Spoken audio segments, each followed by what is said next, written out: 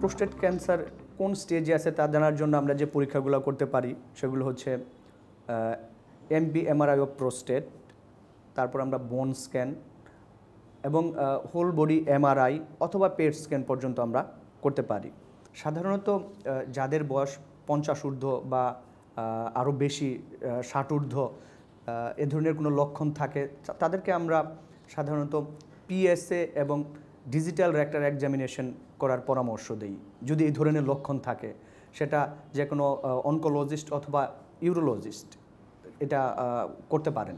তারপর আমরা যদি কোনো PSA দেখি স্বাভাবিকের চেয়ে বেড়ে যাচ্ছে অথবা DRE করার পর তার প্রোস্টেট গ্রন্থির কোনো অস্বাভাবিকতা পাওয়া যাচ্ছে, সেক্ষেত্রে আমরা প্রোস্টেটিক বায়োপসি করতে বলি।